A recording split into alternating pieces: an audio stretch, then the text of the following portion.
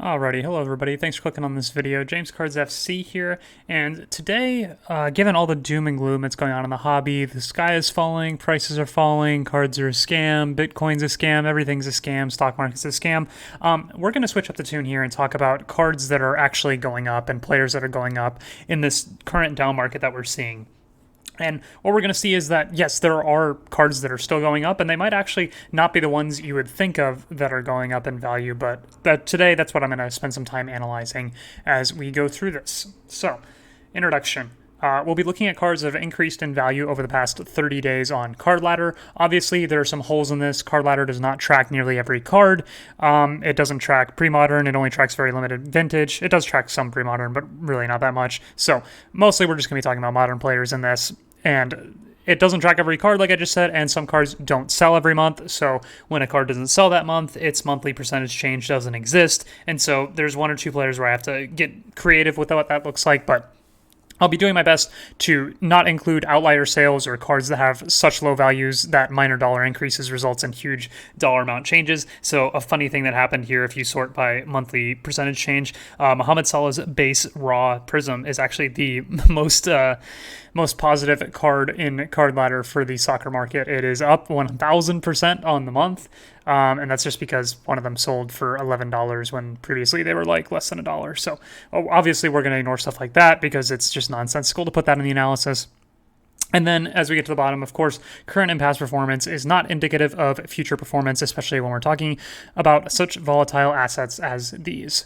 But without further ado, let's get into this. We'll start off with Vinicius Jr., specifically talking about his Donruss PSA 10. I know if you went on Golden and watched his really low numbered treble auctions, both the 1 of 1 and the gold, those sold for 300% plus what their previous sales were in the month. So obviously his market at the higher end is going bonkers right now. And so at the lower end, it's doing well as well. So over the past month, this card is about 100% increase from $52 to $104. And we have a couple of charts down here to go through. If we push this back 6 months, which is this chart right here, red line shows where we're currently at compared to all the rest of the prices over the past 6 months. We see that this is a volatile high pop card that seems to have reached a new floor after the pop has seemed to have stabilized over the past few months. But as we'll see with another player from this set that's included in this video, the population will increase, and it could definitely increase easily 2x once the grading conditions allow it to. But in the current market, you can't really grade this card because the cheapest way to grade it, at least until a couple weeks ago, was it would be $50 to send it to PSA or $30 to send to SGC. And if you were to get a 9 on this, you would be losing money. And so it just didn't make a lot of sense to grade this card. But maybe as we move forward over these next few months, it'll make sense to grade again, and those populations will increase. But where we stand right now is a card where its population is starting to stabilize, and given Vinicius Jr.'s performances, it is very, very volatile, but perhaps it has reached its new floor here around the $100 mark, but this will depend a lot on how much supply ends up hitting the market.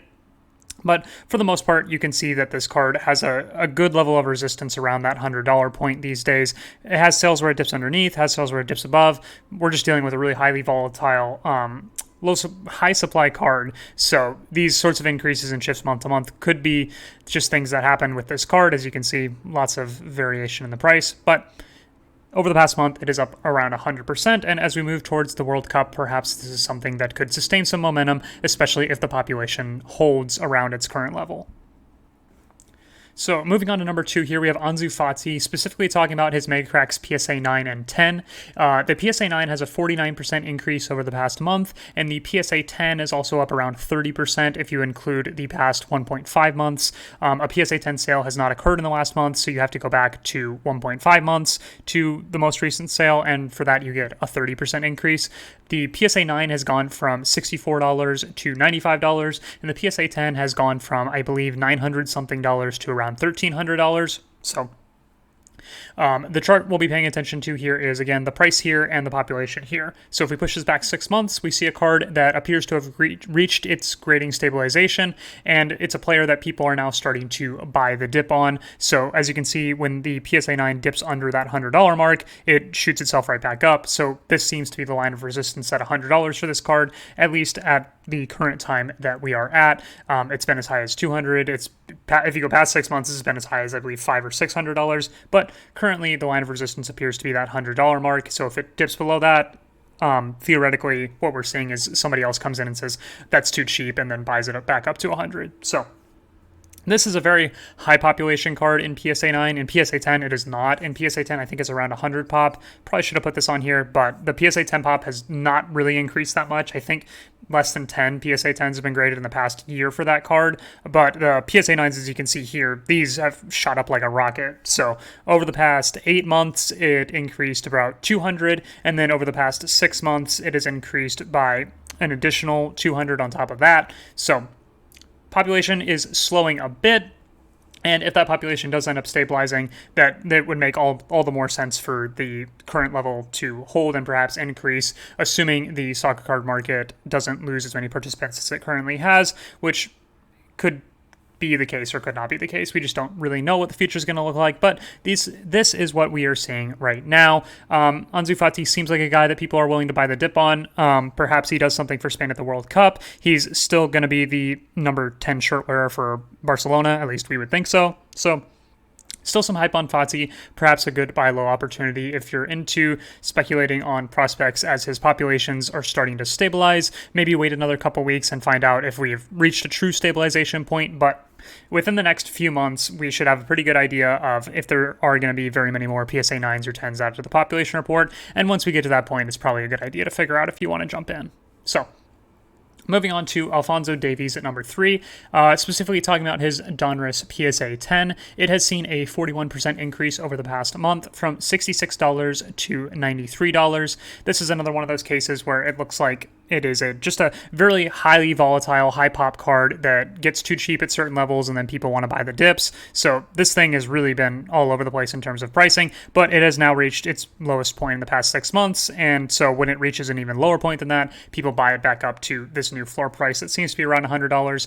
The population of this card starting to stabilize, but it could definitely increase as well. This is a very high population card, and there's not a lot of reason to believe there aren't still a lot of these out there in PSA 10 condition. So I'd be very careful with something like this, but in the short term, this has been doing pretty well, especially over the past month. A 41% increase and new stabilization floor level at somewhere around $100 seems like what we're looking at today. Alrighty, number 4, Lionel Messi 2014 Prizm PSA 10. Yep, that's correct. So over the past month, this card has seen a 37% increase in price from $148 to $203. I will say that the $203 sale that was just hit has not been paid for as of today. I believe the sale ended last night, hasn't been paid for yet. So it could be a case of this being a card that eventually does not get paid for. But if you look back just a few weeks prior, it was also at this $200 level. So it has dipped down all the way to $150. It's come back up to $200, dips down around $170, comes back up to $200. So it looks like there's this level of resistance at the $200 amount that we've seen dating back over the past 6 months. And it seems to be there's this new floor at $200. And as I say here, in May, it dipped below $150, and that appears to be the line of resistance. And the pop seems to be finally stabilizing. We went from 1,300 PSA 10s starting in April of 2021. That increased by 700 or so over the rest of that year, and then into this year we've seen 200 or so added to the pop report. So definitely slowing down. This is not the easiest thing to get in PSA 10 gem mint condition. There's still wax out there, so these numbers can still go up in the future, but for now it looks like the population is starting to stabilize, and that's usually a good thing going forward for prices to have a spot to increase from, because once the supply is through at PSA, those all get dumped onto the market. It'll finally start becoming more scarce. But when a card has over 2,000 PSA 10s, it's very easy for more to flood the market. Even if the price does go to, say, this $250 level, you'll probably have a lot of people wanting to exit at that point. So yeah, just a high population card that seems to have reached a floor price or price of resistance at around $200. So when it goes below that, people say that's too cheap and they start buying it back up. Alrighty, next we'll talk about a card that is not a high population card. We're going to talk about Christian Pulisic 2016 Select Silver Prizm in PSA 10 condition. This has seen a 44% increase over the past 3 months. I had to cheat a little bit here because I know these two sales and there's not necessarily 1 month in between them, so I just expanded it out to 3 so that we could get that sale. And yeah, so 44% increase over the past 3 months. It's gone from $2,600 to $3,800. The reason for this is that it is a very low pop, seldom available for auction or buy it now card at a reasonable price. I've tried to acquire this card at a few different shows throughout the past year, trying to get it for what the market price is in here. And if you go to a show or you know people that are holding it, they don't really want to sell this at market price. Dating back to last year's National, I tried to buy one at around $3,000, and the person that had it did not want to sell it to me for that price, even though that was above the market price at that point. So the people that are holding these cards, and there's only 37 PSA 10s, really don't want to sell these. And the reason for that is that it's possibly the best, most easily understandable, and desired mainstream Pulisic rookie. Pulisic has a few different rookie options, but Select shows him in the US kit, and this Select card in the US kit has numbered cards, but the numbered cards are die cuts, and people in the hobby really don't like die cuts as much as they like the full natural shape of a card, and so the silver is the highest level of this card that you can get. There is not a numbered version of his Select in the US kit that is not a die cut. So for that reason, this is one of the most easily understandable and desired mainstream Pulisic rookies, and the 37 people or less that have these don't really want to sell them because they understand that is where the value comes from. In this specific set, he also has numbered Select cards that are not die cuts, but he is wearing a Dortmund kit, not a US kit, and I think that really, really matters. It matters for me as a dumb American, so it probably matters for all the dumb Americans out there. We'd much rather have the rookie where he's in the USA kit, so I 100% understand why people are willing to pay the premium for this and why people don't like selling this card. So as we can see here, over the past year, the population of this has doubled, but it's definitely stabilized over the past 6 months. There have been, 3 added to the pop report over the past 6 months, whereas there were 12 added before then. So we're reaching that stabilization point here. I expect this to be a really popular card as we move into the World Cup for all the reasons I've just stated. As a dumb American, this has been one of my dream cards for a while. I just haven't had the chance to pull the trigger on one at market price, but it, in my opinion, is one of Pulisic's most important cards, and I can definitely see this thing getting really hot during the World Cup for that reason. Alrighty, then I want to do this bonus one here, which is Kylian Mbappe 2018 Prizm PSA 10. I wanted to do this bonus one because I don't think a lot of people know this. I think we just assume that all base is dead, but over the past 6 months, this card has seen an 11% increase over the past 6 months, and it's been flat over the past 30 days. So what we would expect is this thing dropped like a rock because Prizm dropped like a rock, Mbappe's market is dropping, but no, this has actually stayed pretty flat. And even though the past 6 months, it's had points where it's increased and then dropped and then increased again. So really, really interesting. It went from $269 to around $300 over the past 6 months. The pop has grown by this chart right here, it's grown by 600 over the 8 months between April and December of 21, and the pop has grown by 300 over the last 6 months. So we start to reach that more stabilized point. It's definitely still increasing, but not nearly at the rate that it was before. There's still wax out there available, so this population is not going to be finished anytime soon. It's probably going to get up into that 4,000 number when all is said and done, but it doesn't make a lot of sense to open the wax at this point because of the dropping prices of some of the higher end parallels. The silver's gotten hammered, but this base card actually seems to be holding pretty well as the pop starts to stabilize, and this is a really obvious card to buy for Mbappe. If you're just a casual fan that wants to get into a guy for the World Cup, this card is probably appealing to you because you know the Prizm brand, you know Mbappe, and that's all you really need to know to start buying this card. So this is the price chart right here. As you can see, this red line shows where we're at right now as opposed to where we've been over the past 6 months. It actually started near this $250 range spike and then goes all the way up before coming back down. So just interesting in my opinion that this base card has held very well over the past 6 months when you think about some of the other base cards as well as Mbappe cards that have not done well at all over the past 6 months. So I think that just speaks to the power that this card has over the mainstream hobby. This is still a very desired card, at least for the casual mainstream hobby audience. Alrighty, in conclusion, not everything in this market is dropping 20, 30, 40%. I know a lot of cards are, but specific cases, including the ones in today's video, while they're not super expensive cards, well, in some cases, I actually have no idea what I'm trying to say here.